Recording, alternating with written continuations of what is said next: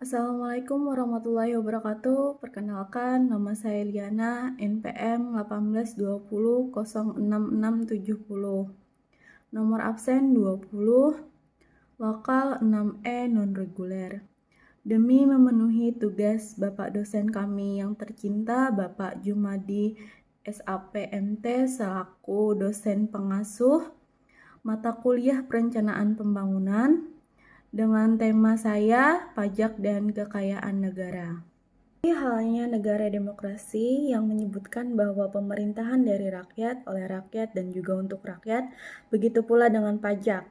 Bisa dikatakan bahwa pajak berasal dari rakyat, oleh rakyat, dan juga untuk rakyat. Maksud dari hal tersebut yaitu penghasilan atau anggaran dana suatu negara berasal dari rakyat yang dilakukan melalui pemungutan pajak atau berasal dari kekayaan alam yang terdapat dalam negara tersebut yang harus dibayar oleh rakyat atau bisa juga disebut sebagai peralihan kekayaan dari pihak rakyat kepada kas negara yang digunakan untuk membiayai kepentingan pemerintah dan kesejahteraan rakyat umum. Di Indonesia, pajak merupakan kewajiban yang harus dibayarkan oleh setiap warga negara yang memenuhi syarat subjektif dan objektif untuk membayar pajak. Kewajiban membayar pajak sendiri tercantum dalam pasal 23A Undang-Undang Dasar 1945 yang berbunyi, pajak dan pungutan lain yang bersifat memaksa untuk keperluan negara diatur dengan undang-undang. Selain itu, di Indonesia pajak memiliki posisi yang paling penting. Selain untuk membiayai kepentingan dan kesejahteraan masyarakat, pajak merupakan penopang terbesar APBN di negara Indonesia. Dalam menjalankan suatu pemerintahan dan pembangunan, pemerintah membutuhkan dana yang tidak sedikit. Dana tersebut dikumpulkan dari segenap potensi sumber daya yang memiliki baik berasal dari pendapatan asli daerah, dana perimbangan ataupun dari lain-lain pendapatan yang sah. Semua dana tersebut dikelola dan digunakan untuk kepentingan pembangunan daerah. Sebagian besar penerimaan dana salah satunya dari sektor pajak bumi dan bangunan atau yang disebut kita biasanya dengar PBB. Pajak bumi dan bangunan adalah pajak yang dikenakan atas kepemilikan tanah dan bangunan permanen dan telah mendapatkan IMB atau izin mendirikan bangunan. Pajak ini dikenakan setahun sekali dengan tarif yang telah ditetapkan sesuai dengan Undang-Undang Nomor 12 Tahun 1985 sebagaimana telah dirubah dengan Undang-Undang Nomor 12 Tahun 1994 yang mengatur tentang PBB. Pajak bumi dan bangunan adalah salah satu jenis pajak yang cukup penting yang ada di Indonesia. Pajak bumi dan bangunan selama ini diidentikan dengan pajak lempung karena objek utamanya berupa tanah atau bumi dengan wajib pajak yang meliputi seluruh golongan masyarakat dari golongan rakyat jelata sampai dengan pejabat tinggi negara. Kontribusi penerimaan pajak terhadap penerimaan negara diharapkan semakin meningkat dari tahun ke tahun. Namun, kenyataannya kontribusi finansial untuk penerimaan negara yang berasal dari PBB masih relatif kecil dibandingkan dengan jenis pajak lainnya. Kecilnya kontribusi pemasukan tersebut tercipta karena struktur pengenaan pajak PBB yang memang kecil 0,5%. Kenyataannya, ada saja hal-hal yang mengakibatkan penerimaan pajak khususnya dari PBB tidak sesuai dengan target yang ditetapkan. Dan penyebab paling dominan adalah masalah rendahnya kesadaran masyarakat untuk memenuhi kewajiban pajaknya. Jadi, apa saja permasalahan yang dihadapi untuk pelaksanaan pemungutan pajak bumi dan bangunan dan solusi apa yang dilakukan untuk mengatasi masalah tersebut? Tujuannya adalah untuk mengetahui apa saja masalah yang timbul dalam pelaksanaan pemungutan pajak bumi dan bangunan, serta solusi untuk mengatasi masalah tersebut. Definisi pajak bumi dan bangunan. Menurut Munawir 1992-308, pajak bumi dan bangunan merupakan pajak tidak langsung yang dipungut oleh pemerintah pusat dan hasil penerimaan pajak ini diarahkan kepada tujuan untuk kepentingan masyarakat di daerah yang bersangkutan. Sedangkan dalam Undang-Undang Nomor 12 Tahun 1994 tentang perubahan atas Undang-Undang Nomor 12 Tahun 1985 tentang pajak bumi dan bangunan, pasal 1 ayat 2 dijelaskan bahwa pajak bumi dan bangunan adalah pajak negara yang sebagian besar penerimanya merupakan pendapatan daerah yang antara lain dipergunakan untuk penyediaan fasilitas yang juga dinikmati oleh pemerintah pusat dan pemerintah daerah. Subjek pajak bumi dan bangunan. Subjek PBB adalah orang pribadi atau badan yang secara nyata yang pertama mempunyai suatu hak atas bumi dan atau yang kedua memperoleh manfaat atas bumi dan atau yang ketiga memiliki menguasai atas bangunan dan atau yang keempat memperoleh manfaat atas bangunan. Objek pajak bumi dan bangunan yang menjadi objek PBB adalah bumi dan atau bangunan.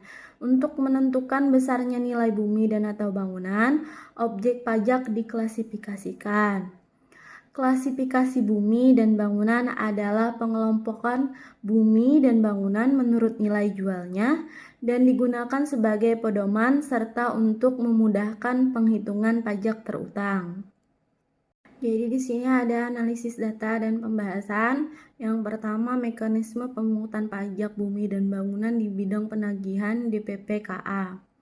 Mekanisme pemungutan pajak bumi dan bangunan yang diterapkan bidang penagihan DPP-KA terdapat dua macam cara. Yang pertama, aluran penyelesaian pemungutan pajak bumi dan bangunan lewat program Sapari di RT atau RW.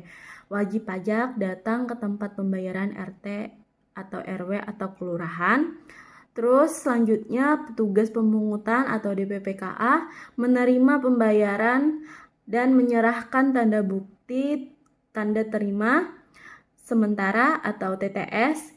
Terus selanjutnya kantor DPP-KA membuat daftar penerimaan harian yaitu DPH. Terus menyetorkan ke bank persepsi. Terus dari bank persepsi BRI atau Bank Mandiri menerima pembayaran dan menyerahkan bukti surat tanda terima setoran STTS. Terus selanjutnya petugas pemungut mendistribusikan STTS ke masing-masing kelurahan. Terus di kelurahan menyerahkan STTS kepada wajib pajak melalui ketua RT atau RW.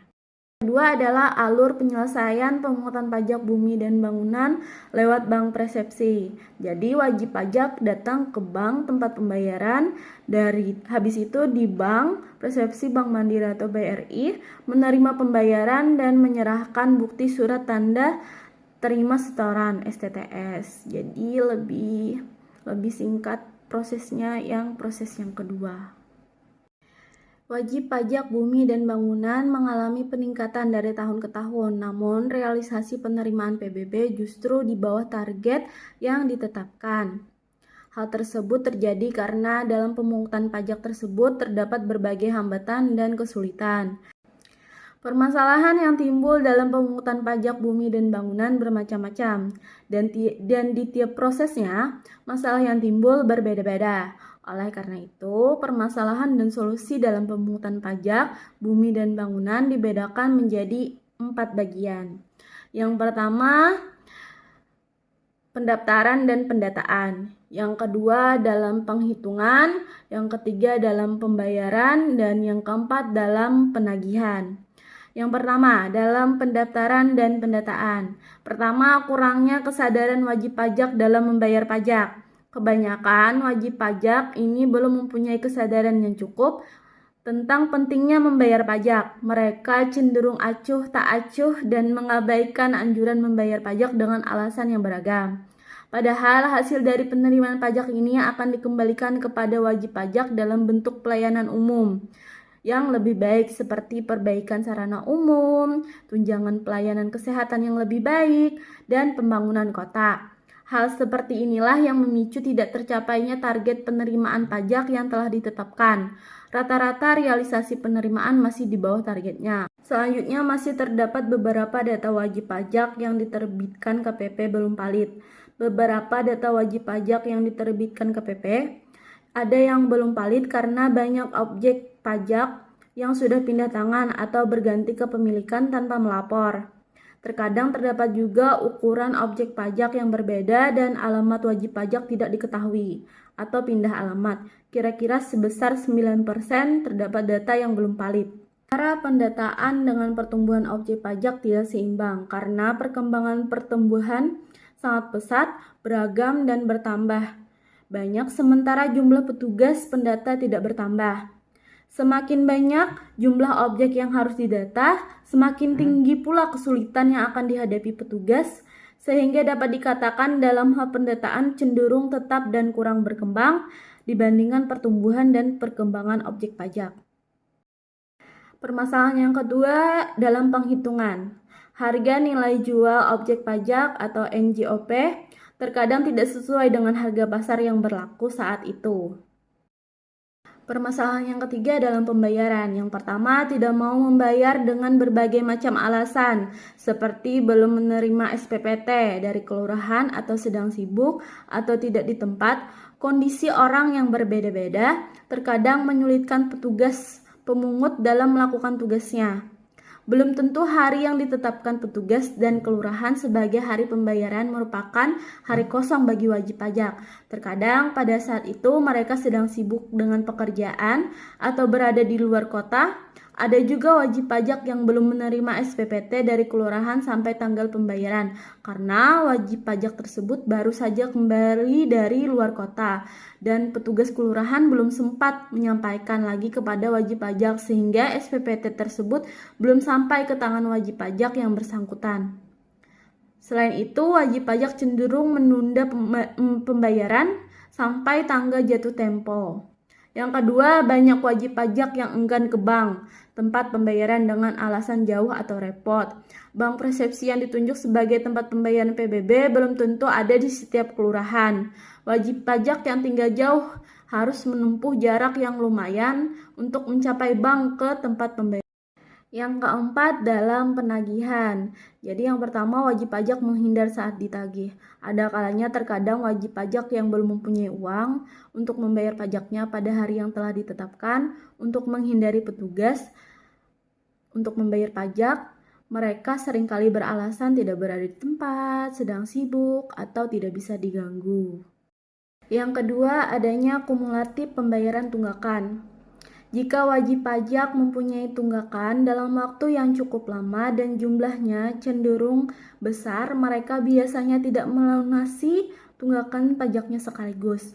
Misalnya, wajib pajak A mempunyai tunggakan 5 tahun dan jumlahnya tunggakannya mencapai jutaan rupiah. Biasanya mereka membayar 2 atau 3 tahun dulu atau membayar setengahnya dari jumlah keseluruhan tunggakan dengan alasan dana yang tersedia saat itu hanya cukup untuk membayar setengahnya saja.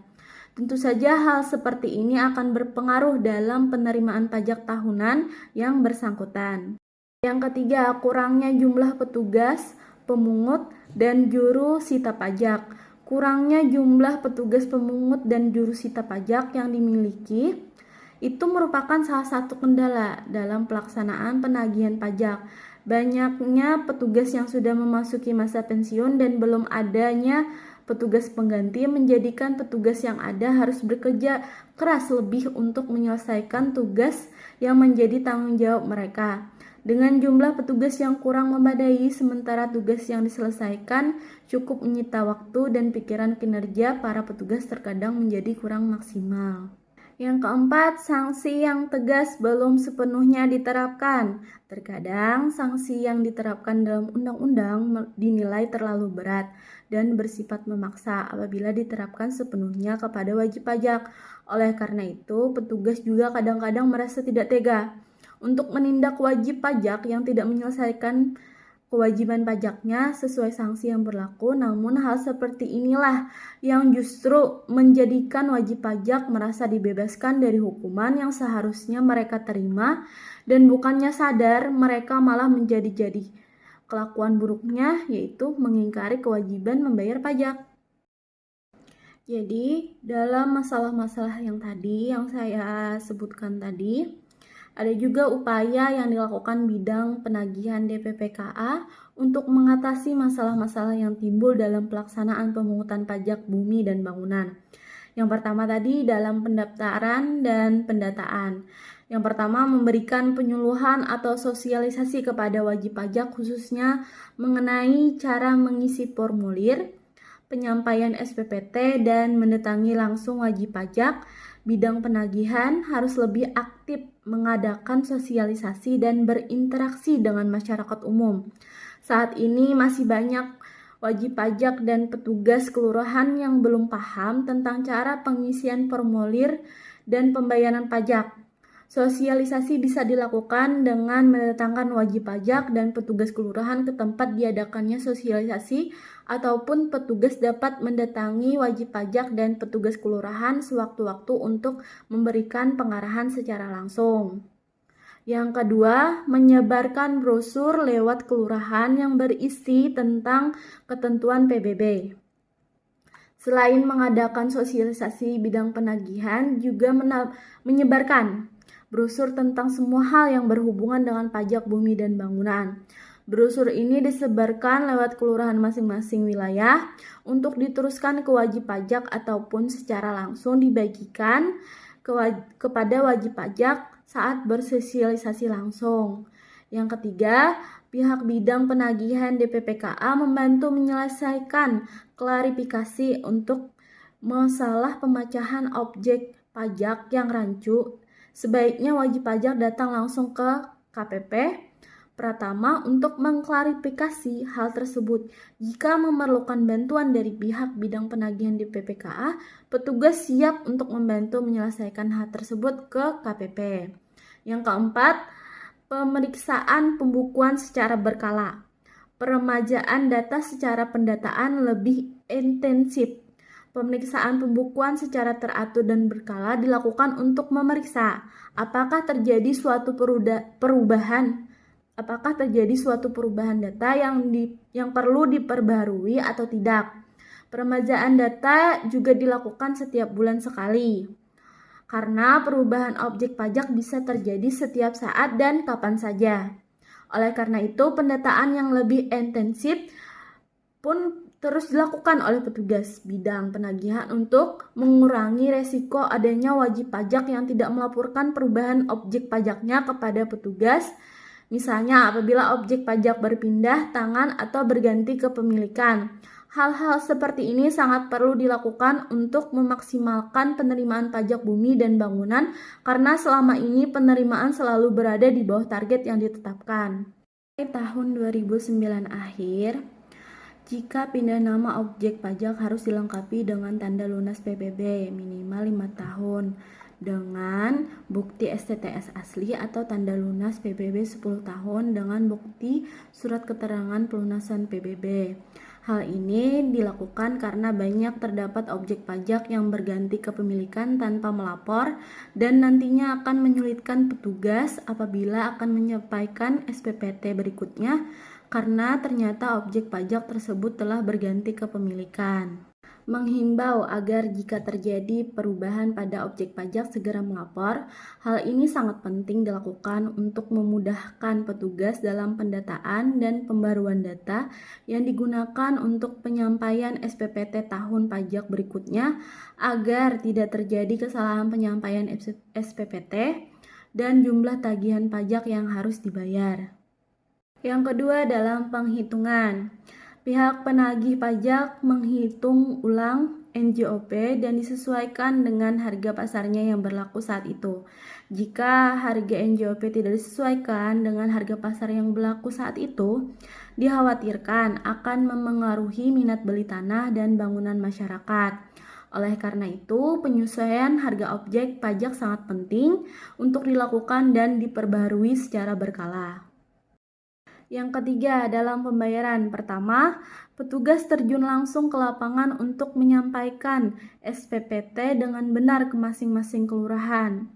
Yang kedua, melakukan sosialisasi dan pendekatan kepada wajib pajak agar tercipta hubungan yang baik, sehingga wajib pajak menyadari bahwa membayar pajak adalah suatu kewajiban dan bukan paksaan.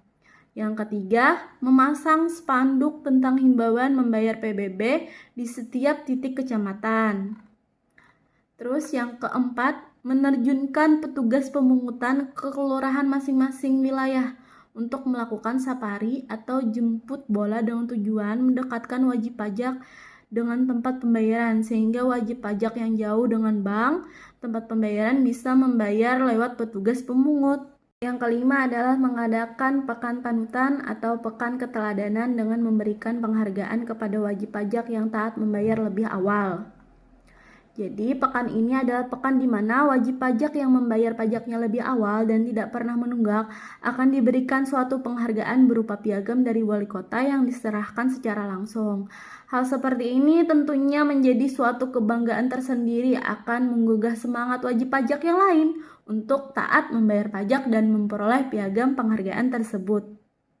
Upaya yang kelima dalam penagihan, yang pertama melakukan metode door to door untuk wajib pajak yang kredibilitas buruk dan tunggakan yang besar. Jadi wajib pajak yang terkenal dengan kredibilitas yang buruk dan selalu mempunyai alasan untuk menghindar dari kewajiban membayar pajaknya, biasanya petugas akan langsung mendatangi ke kediaman wajib pajak tersebut. Yang kedua, memberikan penghargaan untuk pegawai yang berprestasi dan berdedikasi tinggi. Penghargaan ini diberikan untuk pegawai yang mempunyai track record yang bagus dan menonjol. Yang ketiga, sepanjang ada itikat baik dari wajib pajak untuk menyelesaikan tunggakan pajak pada tahun yang bersangkutan, kumulatif dapat diberikan kepada wajib pajak mengingat kondisi wajib pajak yang tidak selalu stabil. Yang keempat, mengadakan kerjasama dengan pihak terkait seperti kelurahan dan pihak RT masing-masing wilayah dalam pelaksanaan pemungutan pajak bumi dan bangunan agar petugas tidak kewalahan dalam menangani pembayaran. Yang kelima, lebih cermat lagi dalam penerapan sanksi sesuai dengan izin dari KPP, seperti misalnya dalam hal penyitaan dan pelelangan objek pajak. Kesimpulannya, hambatan terbesar dalam pemungutan pajak, bumi dan bangunan disebabkan oleh para wajib pajak yang kurang menyadari kewajiban perpajakannya dan kurang pengetahuan tentang pajak bumi dan bangunan itu sendiri. Bukan hanya itu saja, masih kurangnya petugas pemungut dan jurusita pajak yang menjadi salah satu kendala juga dalam pelaksanaan pemungutan pajak, bumi dan bangunan. Jadi masih kurangnya pengetahuan. Jadi lebih baiknya sering-sering diadakan sosialisasi yang efektif menurut saya. Jadi sekian saja materi yang saya sampaikan. Apabila ada kesalahan dalam pengucapan atau penyampaian, saya memohon maaf. Terima kasih telah menonton video ini dari awal sampai akhir. Wassalamualaikum warahmatullahi wabarakatuh.